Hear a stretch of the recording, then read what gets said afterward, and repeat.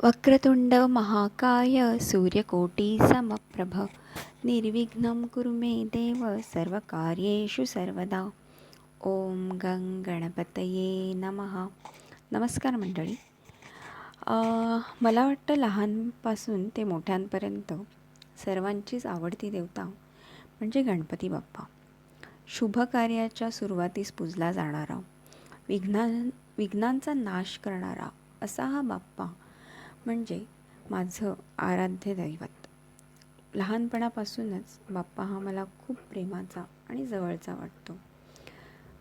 आत्तापर्यंत प्रत्येक वेळी बाप्पाने अडचणीच्या वेळेस साथ दिली आहे व ती तो असाच देत राहील हा विश्वास कायम मनामध्ये आहे.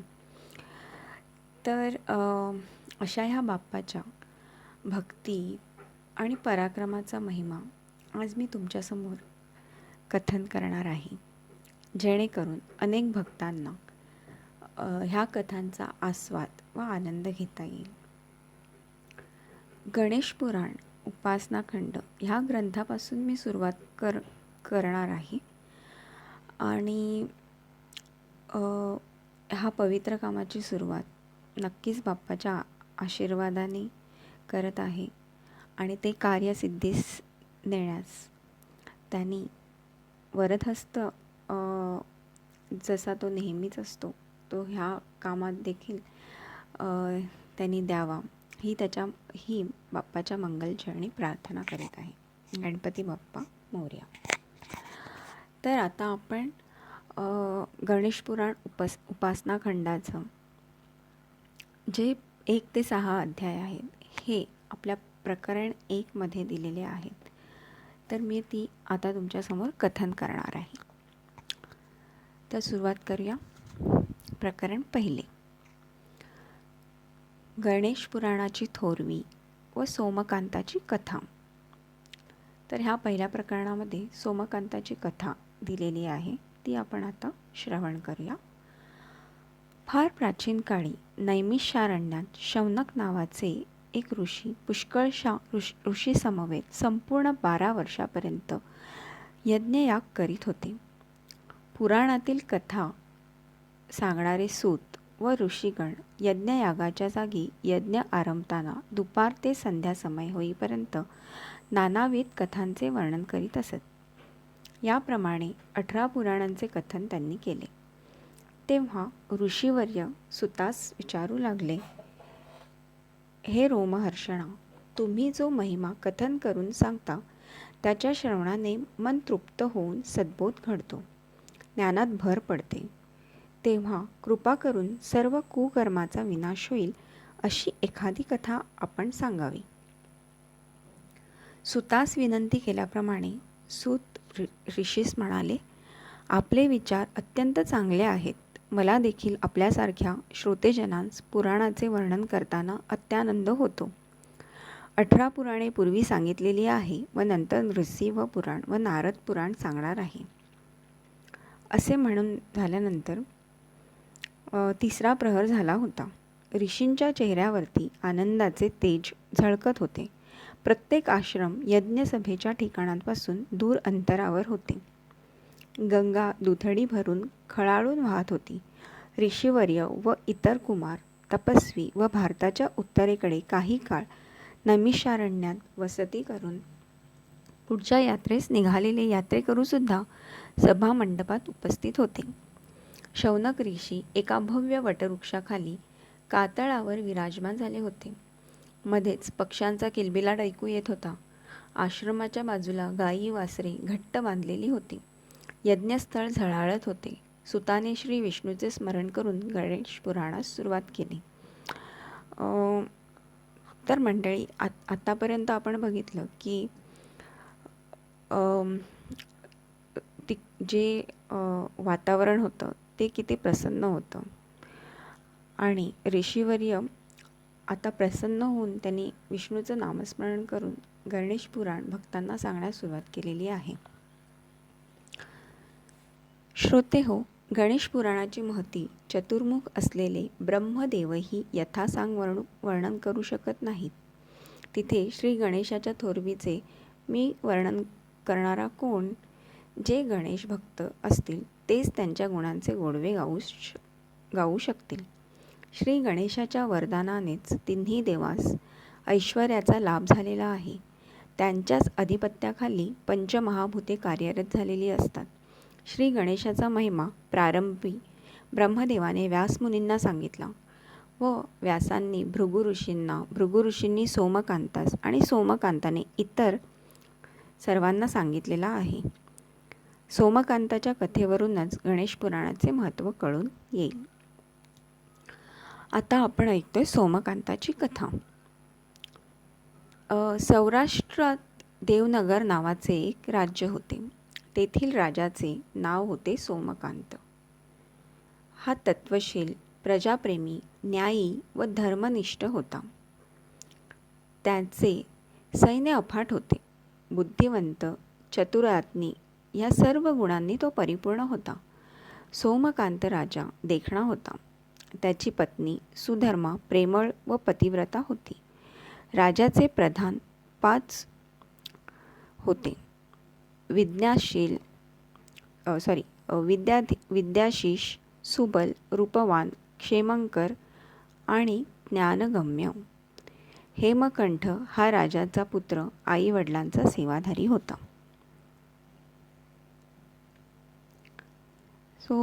सोमकांताला हेमकंठ नावाचा एक पुत्र होता आणि तो आई वडिलांचा खूप सेवाधारी होता. युद्धात लढणारे लढवय्ये, प्रधान व हुशार सैनिक यांच्या जोरावर देवनगर राज्य भरभराटीस आले होते. त्याची कीर्ती दशदिशांना पसरली होती. पूर्वकर्मांमुळे सोमकांत रोगाने पछाडला गेला होता.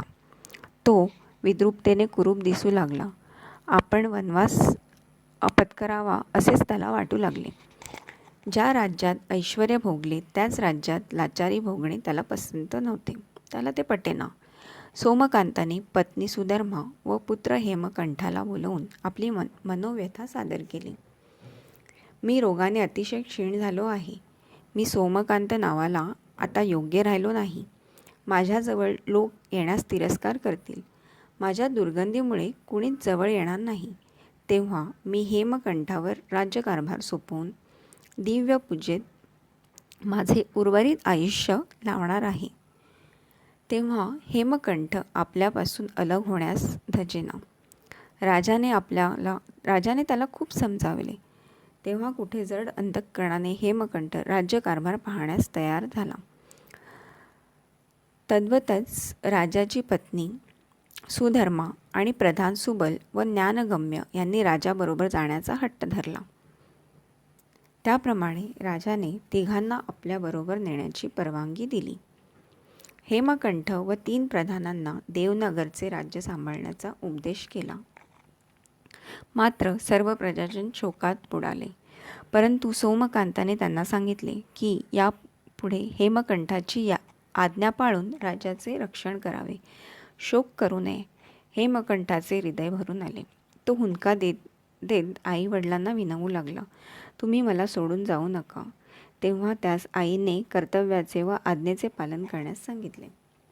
याप्रमाणे हेमकंठ जाण्याचा हट्ट सोडून राज्यकारभार सांभाळू लागला आणि ठरवल्याप्रमाणे सोमकांत व त्याची पत्नी सुधर्मा, 2 प्रधान सुबल व ज्ञानगम्य यांनी अरण्यवास पत्करला. ठिकठिकाणी वसती करून त्यांनी एक कमळाने आच्छादलेल्या नितळ व विस्तारलेल्या सरोवराजवळ त्यांनी वस्ती केली. सोमकांताची राणी सुधर्मा पतिसेवा करीत होती. कंदमुळे खाऊन ते निर्वाह चालवित होते. असेच एकदा सुबल व ज्ञानगम्य कंदमुळे आणण्यासाठी दूर अरण्यात गेले होते. राजा गाढ निद्रेत होता. तो रोगाच्या व्याधीने खंगला होता व तो खूपच विद्रूप दिसत होता. सुधर्मा त्याच्या सेवेसाठी तत्पर होती. राहण्यासाठी एक छोटीशी झोपडी त्यांनी उभी केली होती. सुधर्माला सरोवराकडे येताना एक ऋषिराज दिसला. आपला उद्धार करण्यासाठीच हा महायोगी आला आहे असेच तिला प्रथमतः वाटले. तिने त्याची उत्तम प्रकारे विचारणा केली. त्यावर तो म्हणाला, माझे पितामह भृगू व आई पुलोमा. माझे नाव आहे च्यवन. मी पाणी नेण्यासाठी येथे आलो आहे. परंतु तुम्ही या भयानक अरण्यात येण्याचा हेतू काय? आणि हा इसम कोण? मला वाटते हा यापूर्वी सुंदर स्वरूप असावा. असे कोणते कुकर्म ह्याच्या हातून घडले म्हणून हा दयनीय अवस्थेला पोचला आहे? विशेष म्हणजे तू याची काळजी वाहतेस, म्हणजेच तू याची विवाहिता असून याची पत्नी आहेस असे स्पष्ट दिसत आहे. तू याच्याबरोबर वनवास भोगण्यास तयार कशी झालीस आणि याच्याशी लग्न तरी कसे केलेस? ऋषीचे शब्द ऐकून सुधर्मा व्याकुळतेने सांगू लागली, यांचे नाव सोमकांत. रोगाने अतिशय पिडले आहेत. मी यांची पत्नी आहे. आमच्याबरोबर आमचे 2 प्रधान सुबल व ज्ञानगम्यसुद्धा आलेले आहेत. ते कंदमुळे अरण्यात गेले आहेत.